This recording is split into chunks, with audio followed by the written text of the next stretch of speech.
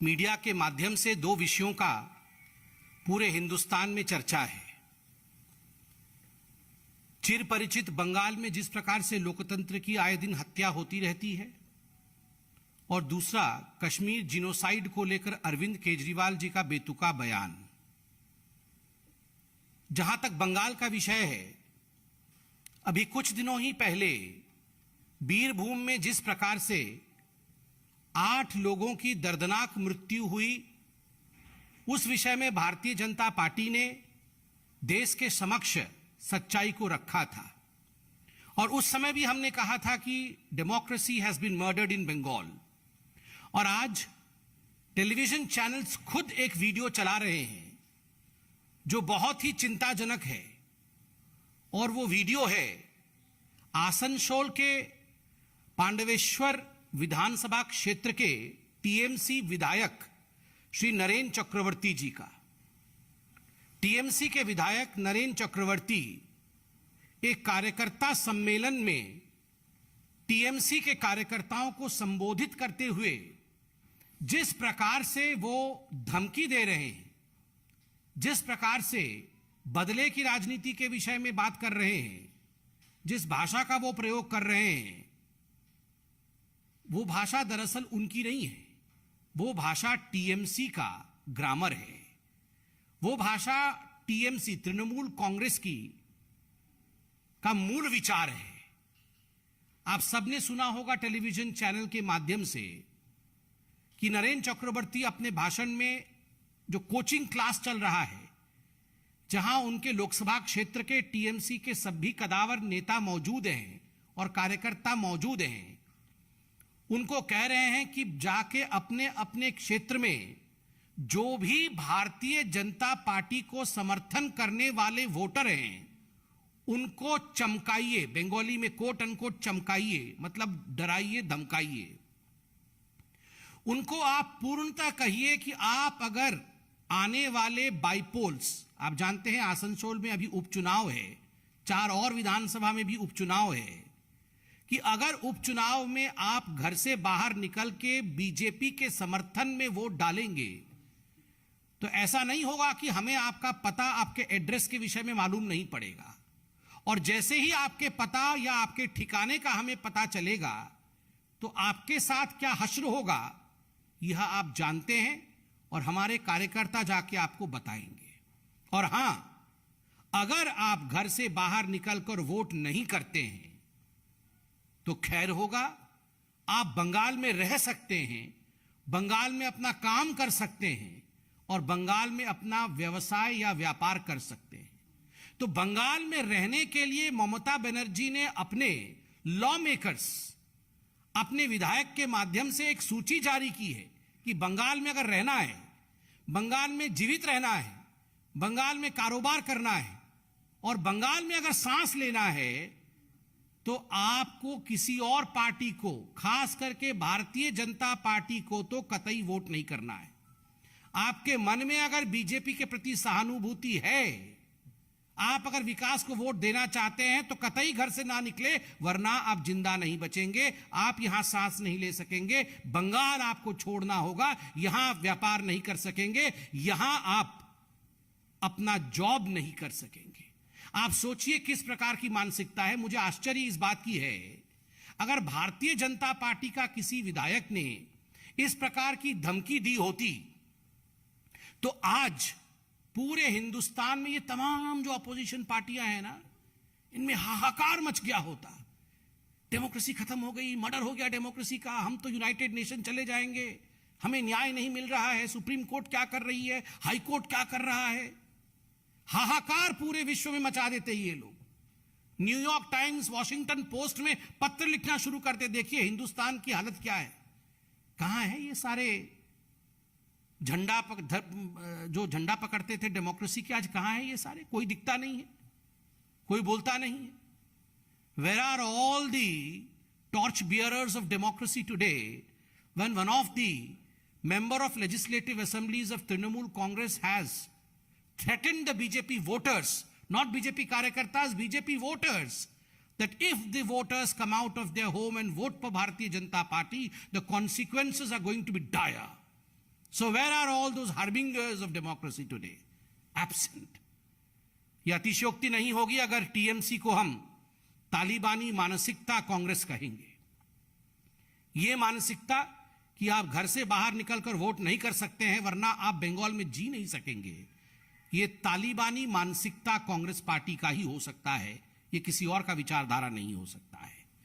बंधुगण, आपने देखा होगा कि 3 दिन पहले ममता बनर्जी बीरभूम में जाकर किस प्रकार से भारतीय जनता पार्टी को घेरने की चेष्टा कर रही थी, किंतु आज हम धन्यवाद देना चाहेंगे भारत की कानून व्यवस्था को और हमारी जुडिशरी को।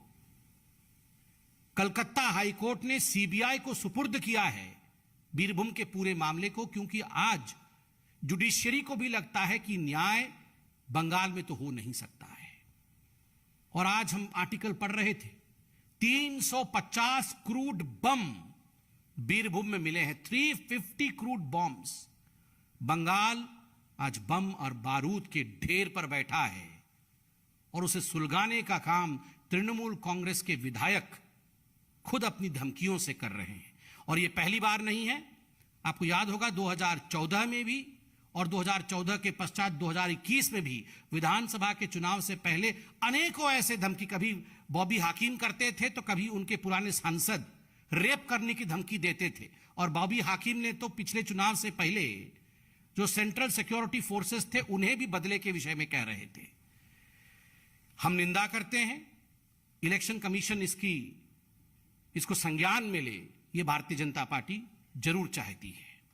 दूसरा विषय जिसको लेकर आज हम सभी चिंतित हैं, जिसको लेकर आज पूरा हिंदुस्तान कहीं ना कहीं हतप्रभ है, वो अरविंद केजरीवाल जी का विषय है।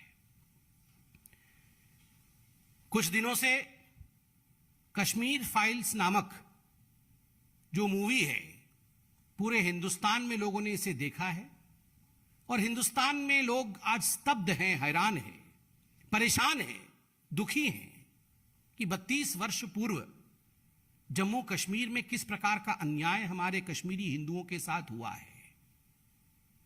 मुझे तो आश्चर्य लगता है, टैक्स फ्री करने को लेकर कई राज्यों ने टैक्स फ्री किया, कुछ राज्यों ने टैक्स फ्री नहीं किया, यह राज्यों का विषय है। दिल्ली विधानसभा में टैक्स फ्री करना है या नहीं, इस विषय को लेकर जब चर्चा हो रही थी, टैक्स फ्री करना नहीं करना यह प्रेरोगेटिव दिल्ली विधानसभा और अरविंद केजरीवाल जी का है, किंतु जीनोसाइड के ऊपर उसका मजाक बनाना, ठहाका मार के पूरा विधानसभा हंस रहा हो और जिस प्रकार का एक चित्रण पूरे विश्व के सामने और पूरे हिंदुस्तान के सामने गया है, we all have been shamed. Hindustan शर्मसार हुई है क्योंकि अरविंद केजरीवाल जी का जो रवैया था, जो बर्ताव था, कश्मीर जीनोसाइड को लेकर, कश्मीरी हिंदुओं के ऊपर जो प्रताड़ना हुई थी आज से 32 साल पूर्व, यह रवैया सही नहीं था। एक इलेक्टेड रिप्रेजेंटेटिव इस प्रकार लोगों के पीड़ा के ऊपर हंस सकता है, उसे झूठी कह सकता है, मुझे तो विश्वास भी नहीं हो रहा है कोई ऐसे कह सकता है। अरविंद जी, कश्मीर फाइल्स तो एक मूवी है, आपने उसे झूठा बताया, आपने कहा कि ये जो प्रताड़नाएं कश्मीर के हिंदुओं के ऊपर हुई है ये झूठी है। आप उन लोगों से पूछे जिन लोगों के घरों से सदस्य गए हैं, आप गिरिजा जी से और उनके परिवार से पूछिए, गिरिजा जी के ऊपर क्या गुजरा होगा जब उनको आरी से काटा गया होगा। आप नीलकांत गंजू जी जो जस्टिस थे उनके और उनके परिवार से पूछिए, अगर समय में पीछे जा सके तो इन लोगों के जहन पे क्या गुजरा होगा, what they must have felt when the genocide was in fact underway in Jammu and Kashmir.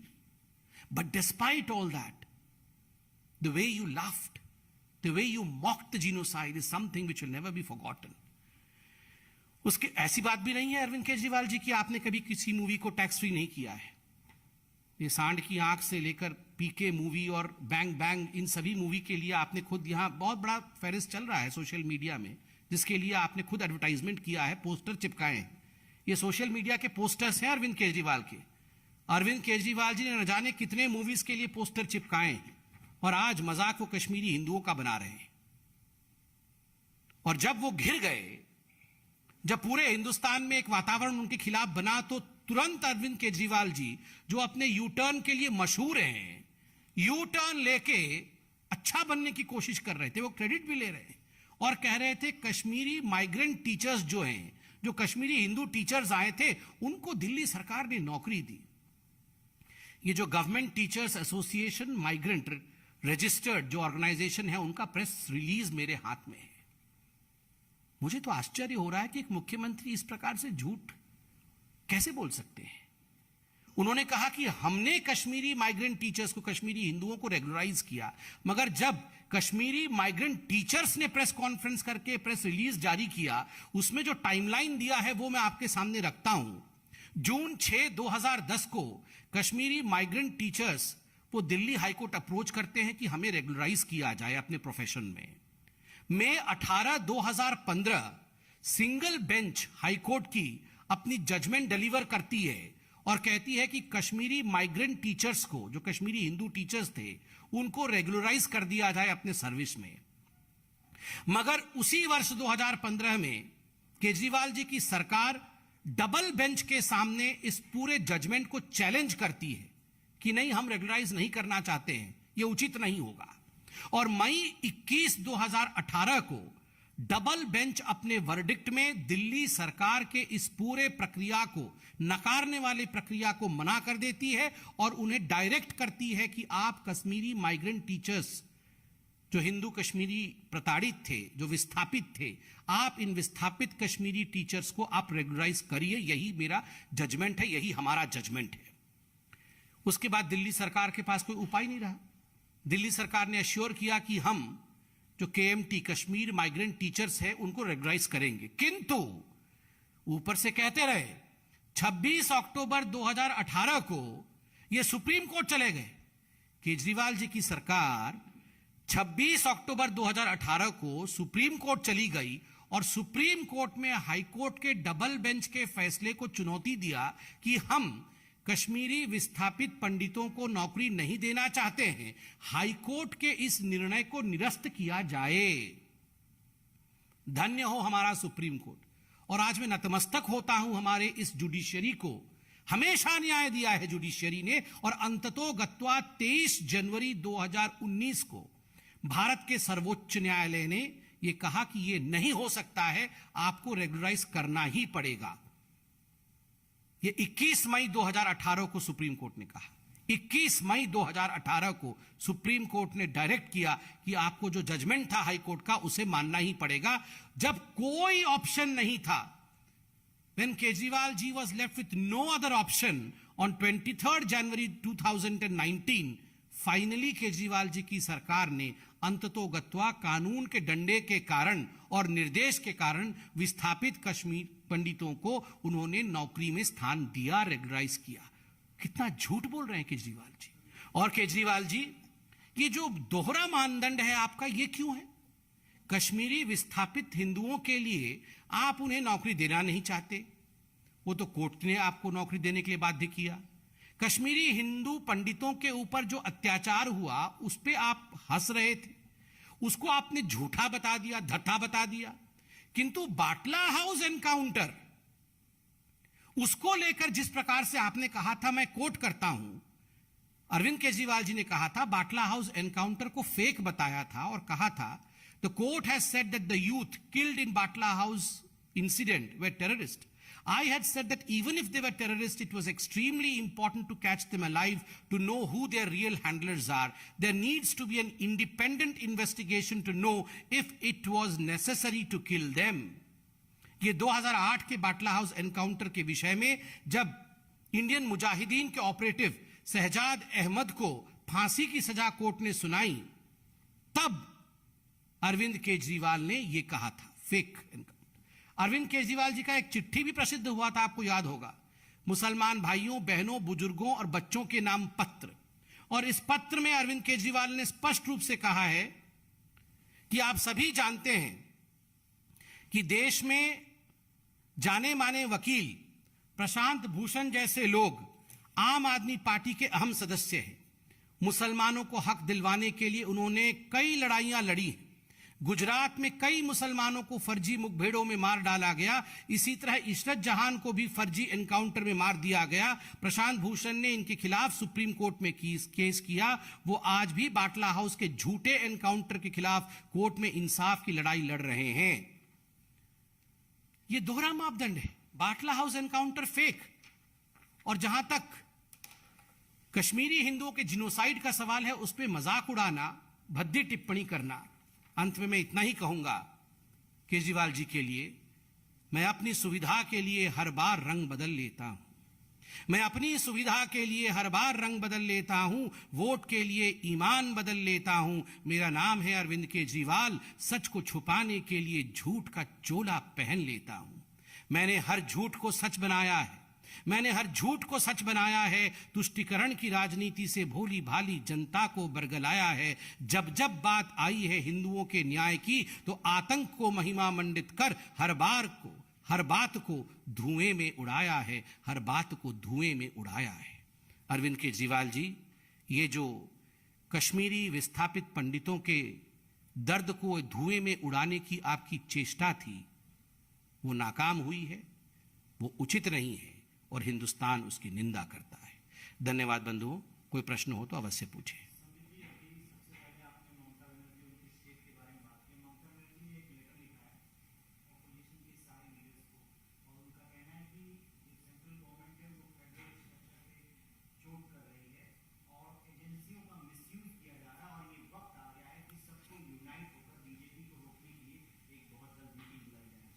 देखिए, ममता बनर्जी का ये जो स्टेटमेंट है कि सभी को यूनाइट होकर बीजेपी को रोकने की प्रयास करनी चाहिए, ये कोई पहले बार का स्टेटमेंट नहीं है।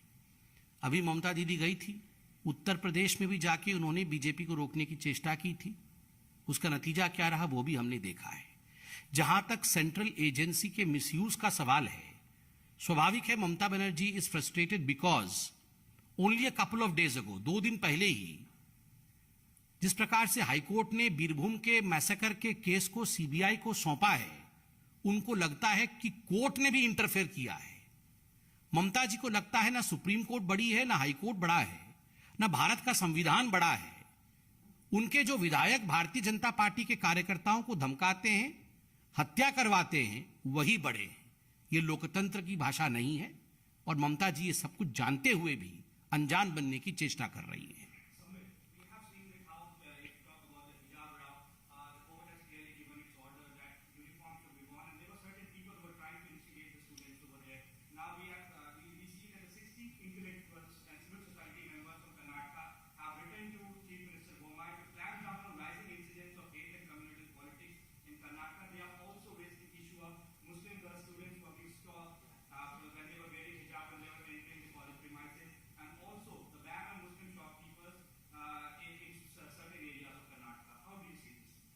See, as far as intellectuals, non-intellectuals, or any category in the society is concerned, I believe we all are bound by the constitution of this country. हम सभी संविधान से बंधे हुए हैं. So ultimately what the court of this country, what the law of this country decides is bound to all of us. We are bound to follow it. As far as the hijab row is concerned, the court of the land has already given a judgment. We all respect the verdict, and I believe that's the final word.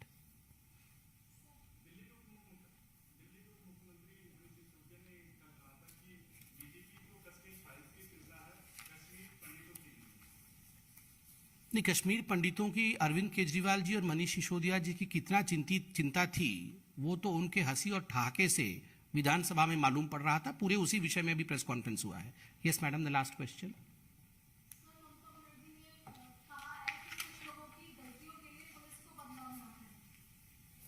ममता बनर्जी तो BSF के विरोध में भी बोलती है, surgical strike होने पे Indian army के खिलाफ भी बोल देती हैं।